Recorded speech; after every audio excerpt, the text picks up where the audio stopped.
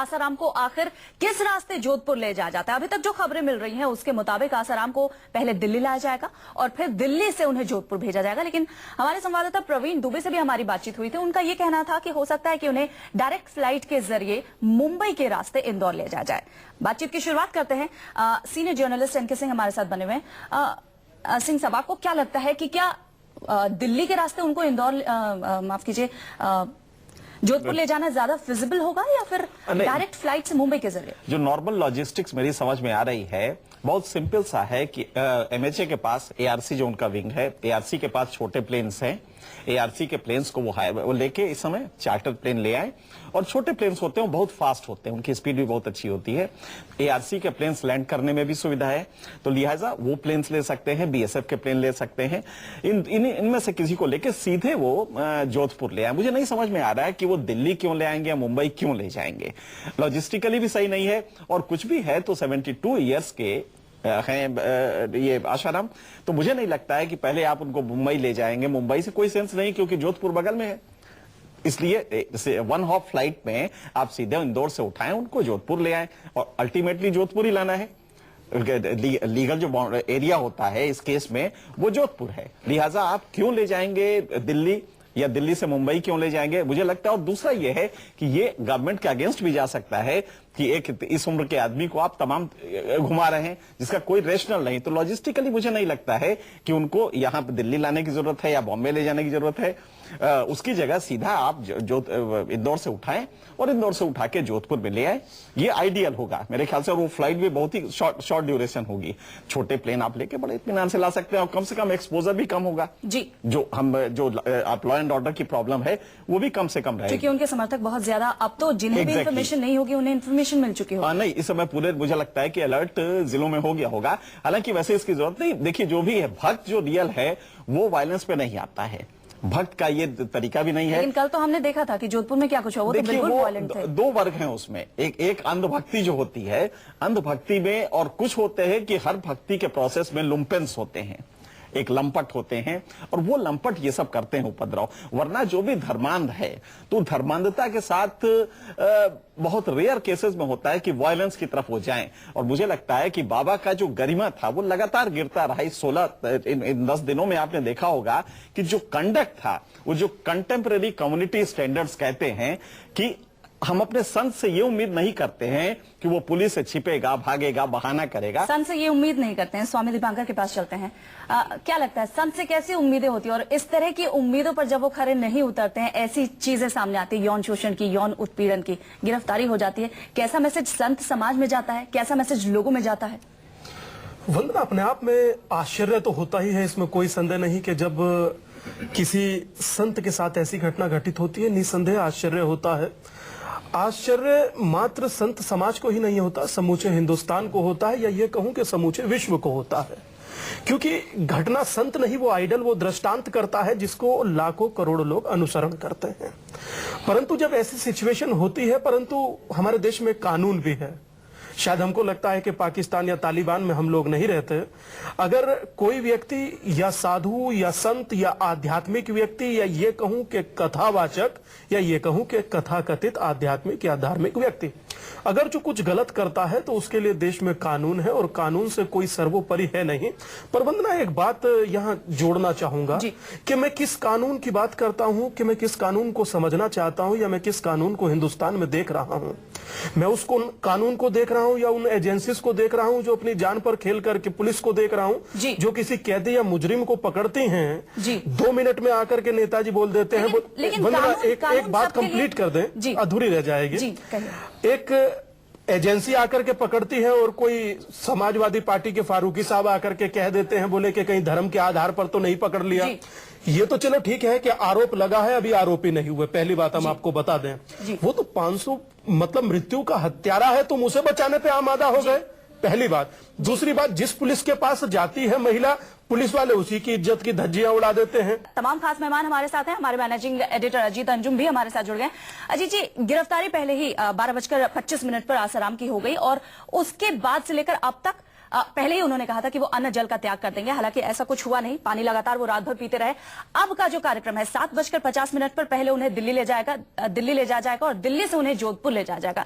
ये जो पूरा कार्यक्रम है, उनके जितने भी भक्त हैं और जितने भी उनके अनुयायी हैं, उन सब तक अभी तक पूरी खबर पहुंच जाएगी। कल जो कुछ भी जोधपुर में हुआ था, वरना वो मुद्दा है नहीं, मुद्दा उनके लोगों तक पूरी खबर पहुंच गई। मुद्दा यह है कि आसाराम को अब गिरफ्तार करके जोधपुर ले जाया जा रहा है। जोधपुर में कोर्ट से पुलिस को रिमांड पर आसाराम मिलेंगे। आगे की 3 दिन का रिमांड मिलता है, 7 दिन का रिमांड मिलता है और उसके बाद फिर जांच की प्रक्रिया शुरू होगी और उसके बाद हो सकता है उन्हें बेल मिले, हो सकता है उन्हें न्यायिक हिरासत में भेज दी जाए। वहां तो न्यायिक प्रक्रिया होगी और अदालत के मुताबिक यह तय होगा कि वो जेल जाते हैं या उन्हें बेल मिलती है या रिमांड पर पुलिस की जांच में नई दिशा मिलती है और उसके बाद उनका बेल मिलना मुश्किल होता है। ये हम देखेंगे और पल पल पर इस पर हमारी नजर रहेगी। लेकिन एक सबसे बड़ा सवाल यह है कि अगर कोई संत तमाम सबूतों के साथ फंसता है, अगर कोई संत जिस पर ऐसे संगीन इल्जाम लगते हैं 10 दिन तक तमाशा करता है और उसके बाद जबरन उसे उसके आश्रम से गिरफ्तार किया जाता है, तो क्या जरूरत इस बात की नहीं है कि तमाम राजनीतिक दल ऐसे संतों के खिलाफ या ऐसे संत के खिलाफ एकजुट होकर बयान दें कि इनके खिलाफ सख्त कार्रवाई होनी चाहिए। हमारे साथ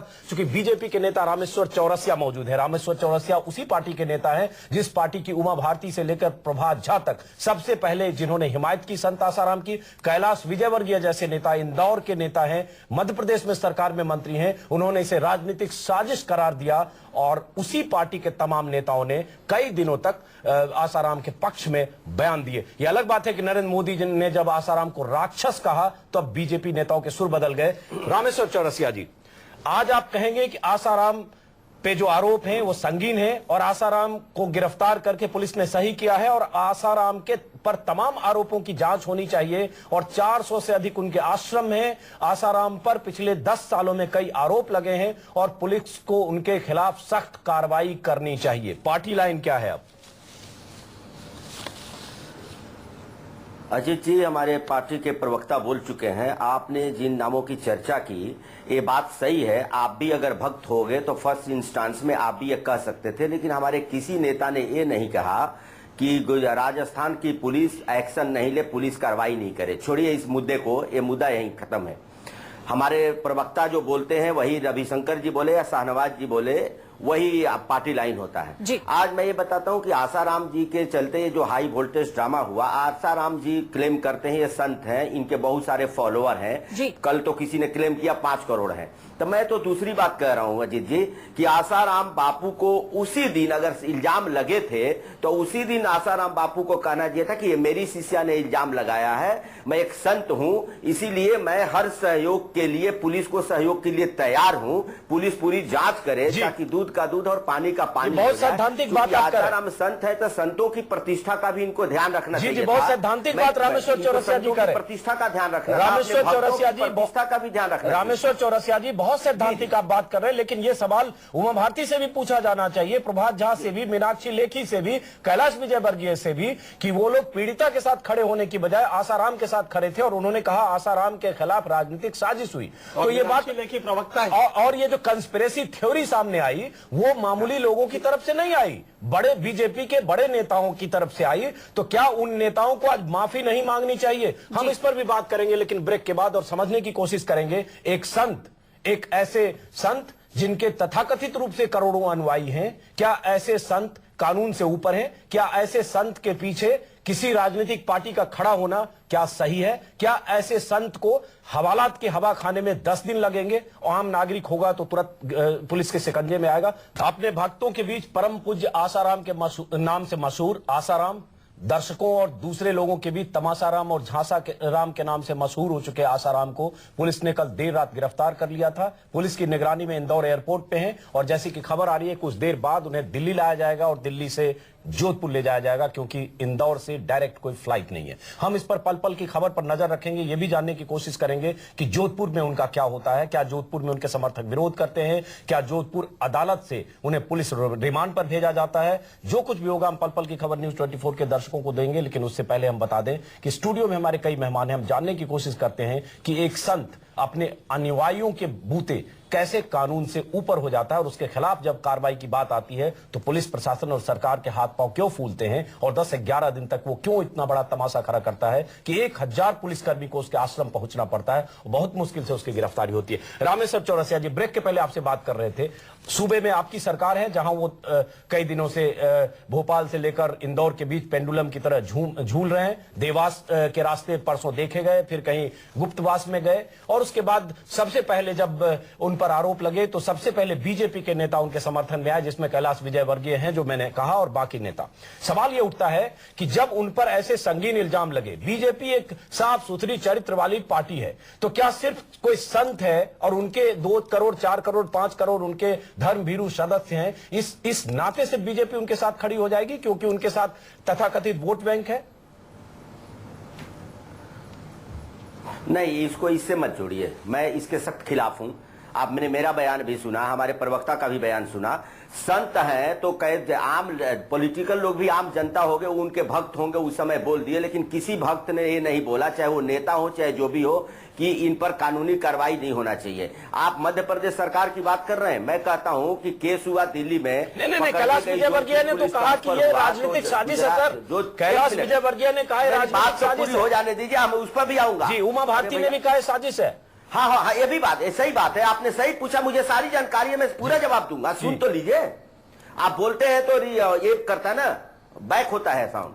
तो अगर आसाराम जी को यह समझना चाहिए था कि इतने बड़े बड़े भक्त उनके पीछे खड़े, राजनीतिक साजिश हो सकती है, तो राजनीतिक साजिश का भी पर्दाफाश तभी होता जब आसाराम ईमानदारी से अपने भक्तों के बीच बताते कि जो भी है जांच के लिए मैं तैयार हूं। उनको तो खुद समझना चाहिए था। दूसरी बात, अब पुलिस की बात कहे तो जयपुर पुलिस को किसी ने रोका तो नहीं, आसाराम पर वचन कर रहे थे, जाकर के करना चाहिए था। जीत जी ने एक बड़ी बात बोली कि क्या कानून आम आदमी के लिए अलग है और खास आदमी के लिए अलग है, ये पुलिस के दोहरा मापदंड अपना रही थी, जाके गिरफ्तार करती, किसी ने नहीं रोका। मतलब इसमें नेताओं का नाम पुलिस ने गिरफ्तार नहीं किया, ये सवाल फोर्स से पूछा जा रहा है। तो हम तो आपसे पूछ रहे हैं कि बीजेपी के नेता कैसे आसाराम को क्लीन चिट दे रहे थे और कई दिनों तक क्लीन चिट दे रहे थे और टेलीविजन चैनल पर ऐसे आकर कुछ नेताओं ने बयान दिए जैसे आसाराम की तरफ से उन्हें कहा गया हो कि हमारा बचाव करिए या आंख मूंद कर आसाराम के साथ खड़े थे। हालांकि इसका जवाब आप साफ तौर से दे नहीं रहे हैं चौरसिया। ठीक है,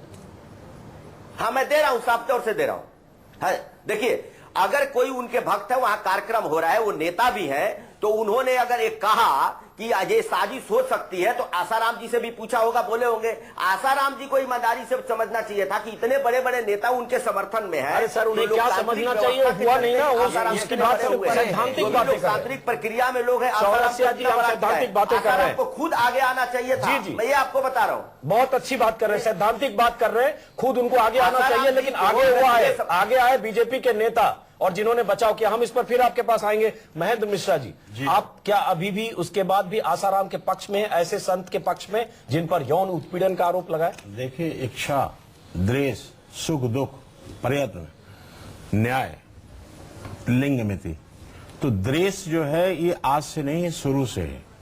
और जो भी हमारे देश में जो संत और बाबा हुए हैं उनके ऊपर अधिकांशतः बाबाओं के ऊपर जो है वो लांछन लगा। नहीं, मैं ये फिर आप मैं आपको एक बात बताना चाहता हूँ, या तो आप ये कह दीजिए कि नहीं वो बिल्कुल वो जो है बिल्कुल दोषी है और उनको फांसी दे दिया जाए। दोषी अदालत तय करेगी। ये 2 पन्ने का FIR है। FIR what is the means of FIR? FIR के बाद गिरफ्तारी होती है। FIR के बाद गिरफ्तारी होती है। FIR मैं आपके खिलाफ अगर गलती से कर दूं जी और मुझे ये मालूम हो, वो अदालत को तय करना चाहिए। अदालत को तय करना चाहिए, अदालत में जाइए। उसके पहले हम लोग निर्णय ये हम निर्णय नहीं ले रहे। हम तो निर्णय एक घटना आपको बताना चाहता हूँ। घटना, एक मिनट, हम निर्णय नहीं कर रहे, हम कर नहीं सकते। हमारा काम है, हम ये कह रहे हैं कि अगर उनके खिलाफ FIR दर्ज हुआ यौन उत्पीड़न का, FIR की कॉपी हमारे पास है, पढ़ेंगे तो शर्म से सर झुक जाएगा।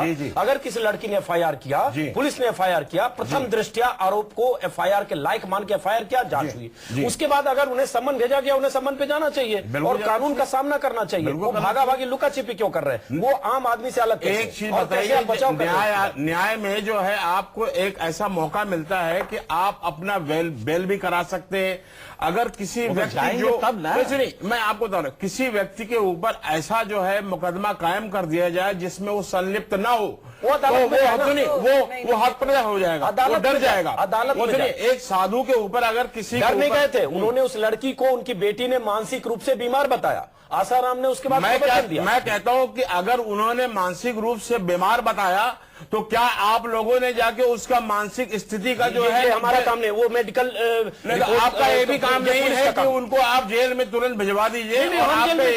हम तो ये करें जिसके खिलाफ ऐसे मामले दर्ज हुए बलात्कार के, भारतीय कानून में अगर वो दर्ज हुआ FIR में नॉन अवेलेबल है, पुलिस चाहती तो उसको 10 दिन पहले गिरफ्तार करती, देश का कोई दूसरा सवाल इस बात का है अगर यही चीज जो है उनके खिलाफ साजिश हुई है तो देखिए मीडिया साजिश हुई तो अदालत में आपको एक चीज बताने, 1000 पुलिस वालों को एक मिनट 1000 पुलिस वालों को आश्रम की घेराबंदी करनी पड़ी, 7 घंटे तक मशक्कत का काम क्या है? नहीं, काम है कि 60,000 का काम क्या है? ये काम है कि FIR दर्ज होने के बाद वो भागते रहे। पुलिस किस लिए है? किस मर्ज की दवा है? आसाराम किस मर्ज की दवा है? नहीं, आसाराम जो है वो भारतीय संस्कृति को जो है बढ़ाने के लिए कार्य कर रहे थे। भारतीय संस्कृति, आसाराम के बयान सुनाना शुरू करूं जो पिछले 10 साल में उन्होंने समय समय पर दिया, उसमें भारतीय संस्कृति मैं कहता हूं कोई क्या संत कोई अपने स्ट्रांग भाषण नहीं दे सकता है क्या? भाषण दे सकता है, भाषण देना अलग बात है सर, लेकिन भाषण के साथ तमाम ऐसी बातें करना जो न सिर्फ अंधविश्वास को बढ़ाता है। मैं कहता हूं अगर चुनौती,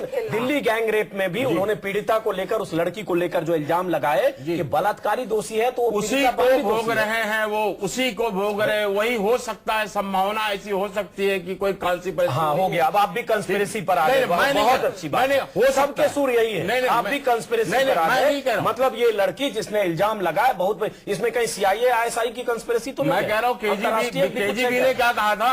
KGB ने तो कहा था कि वहां से बहुत पैसा भेजा गया है, आसाराम के पीछे ISI और CIA रॉ इंटेलिजेंस एजेंसी सब लग गई है, लग सकती है। अब बहुत अच्छी बात है, आप राष्ट्रोद्घाटन कर रहे हैं। चलिए NK सिंह, पहले आपसे पूछ लेता हूं, आपके बगल में बैठे हैं, आसाराम जी के समर्थक है, इनके मैं समर्थक नहीं हूं, देखिए मैं आसाराम जी का समर्थक नहीं हूं, मैं भारतीय संस्कृति में जो हमारी भारत की जो संस्कृति है उसके अंदर जो हमारे भारत का जो है जो समाज में जो साधु संत है, मैं उसके मुझे लगता है आज के संदर्भ में, आसाराम के संदर्भ में, अगर भारतीय संस्कृति साधु समाज की जो आचार विचार का जो हवाला आप दे रहे हैं वो लागू नहीं होता, क्योंकि जो किया है उन्होंने और जो ये सवाल इस बात उनको खुद चला जाना चाहिए पुलिस के पास। 27 को जब सम्मन आया, 30 आखिरी डेट थी, उनको जाना चाहिए था और वो सही वक्त पर जाके जो वो बीमारी का तमाशा, मैं कह रहा हूं कि इंदौर में थे, वहां से पुलिस ने उनको अरेस्ट किया, मैं कह रहा हूं भाग नहीं सकते थे। उनके बेटे ने कहा कि वो बीमार है, मानसिक रूप से अस्वस्थ है,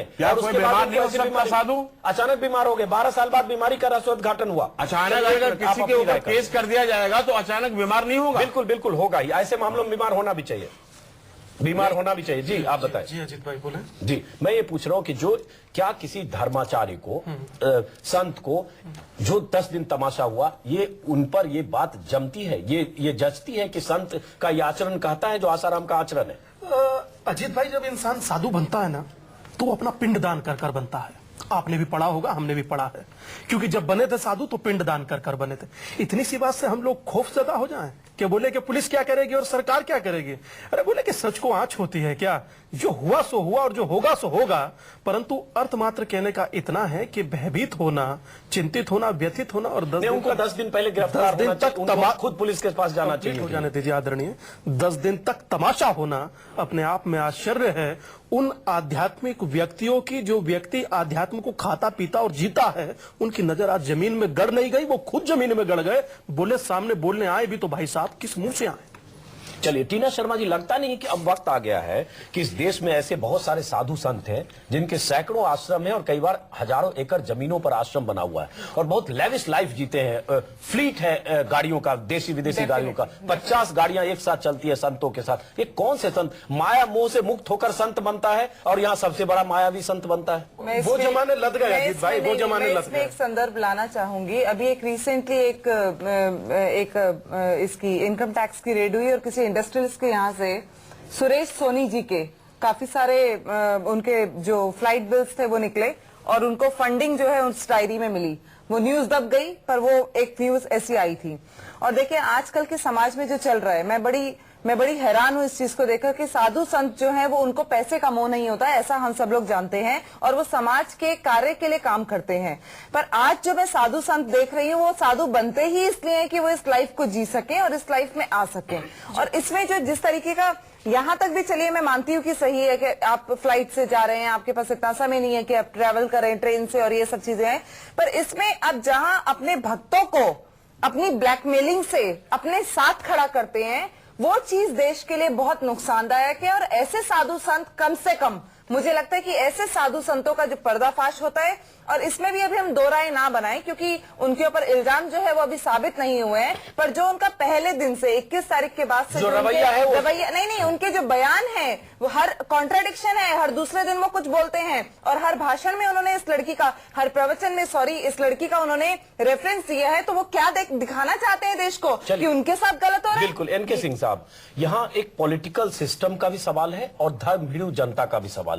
क्या जनता इतनी अंधभक्त होती है, या क्या अब वक्त नहीं आ गया कि ऐसे साधु संत अगर वो इल्जामों के दायरे में हैं तो उनकी जांच हो जाए और उनका सच दूध का दूध पानी की तरह जनता के सामने आए? जी हाँ, और आज कल रात को जो मैसेज गया है इनकी गिरफ्तारी के बाद, वो साफ साफ ये जनता को, उन अंधभक्तों को भी मैसेज है कि नहीं, कानून इस देश में है, प्रजातंत्र है, और कोई भी चाहे कि उस प्रजातंत्र को खोखला करना तो वो हो नहीं पाएगा। ये इस गिरफ्तारी से साबित होता है। जहां तक अंधभक्ति का सवाल है, भारत में ये एक परंपरा रही है कि लॉजिक पावर कम है, लिहाजा हम किसी संत को मान लेते हैं, उसके लिए जान देने को तैयार हो जाते हैं। ये एक प्रॉब्लम है। लेकिन जिस तरह ये चीजें डेवलप कर रही, मीडिया जिस तरह कर रहा है, मुझे लगता है कि आने वाले 10-5 सालों में ये चीजें बदल जाएंगी, उनकी तर्क शक्ति बढ़ेगी, और तब ये मुझे नहीं लगता है कि जनता इतनी अंधभक्त होगी। चलिए फिलहाल इंदौर लिए चलते हैं, हमारे संवाददाता प्रवीण दुबे वहां पर मौजूद है। प्रवीण, क्या कार्यक्रम है, कितने बजे आसाराम की यहाँ पर फ्लाइट है, दिल्ली लाया जाएगा, क्या कार्यक्रम वहां पर चल रहा है, क्या जानकारी मिल पा रही है अंदर से? वरना मैं एयरपोर्ट के सामने ही खड़ा हूं। आपसे 10 मिनट के बाद टेक ऑफ कर जाएगी इंडियन एयरलाइंस की फ्लाइट, जो कि दिल्ली के लिए जाएगी, और फिर दिल्ली से उन्हें जोधपुर ले जाया जाएगा। वो चेक इन कर चुके हैं और फ्लाइट में के अंदर जा चुके हैं, और उनके साथ जोधपुर की पुलिस है, और अभी से 10 मिनट के बाद ये जो विमान है वो टेक ऑफ कर जाएगा। मैं एक बात इसमें बताना चाहता हूं, जो अभी अजीत जी बात कर रहे थे और जहां पैनलिस्ट बैठे हैं, उसमें कल रात की पूछताछ के बारे में जो हमको सोर्सेस ने बताया है कि इन्होंने पूरी कवायद की। पहले वकील साथ बिठाने की बात की, जोधपुर पुलिस ने अलाउ नहीं किया, बाद में उन्होंने वकील से बात की और वही तर्क रखे कि ये रेप की श्रेणी में नहीं आता है। बहुत लंबा उन्होंने आर्गुमेंट उस जो जोधपुर की पुलिस के सामने खुद आसाराम ने किया, और जब पुलिस इस उनके आर्गुमेंट से सहमत नहीं हुई, पुलिस ने कहा कि आप कट टू कट बात कीजिए कि ये आरोप या ये सवाल, इसका सवाल हाँ या ना, आप वहां थे या नहीं। तो वो उलझाने की कोशिश करते रहे। फाइनली पुलिस को ये लग गया कि अब ये बिल्कुल मदद नहीं करना चाह रहे हैं। फिर उन्होंने बीमारी की आड़ ली और पुलिस को ये पूरा लग गया कि ये पूरी तरह से बहानेबाजी कर रहे हैं, और लगभग 20 से 25 मिनट के बाद पुलिस ने तय कर लिया कि अब इन्हें ले जाना ही पड़ेगा। जी प्रवीण, पॉस्को के तहत उन्हें अपना डिफेंस तैयार रखना चाहिए था। पूछताछ में उन्होंने ऐसी कोई भी बात नहीं रखी और इस वजह से पुलिस ने उन्हें गिरफ्तार किया, और अब से 10 मिनट का वक्त है जब उन्हें यहां से इंडियन एयरलाइंस की फ्लाइट में टेक ऑफ किया जाएगा।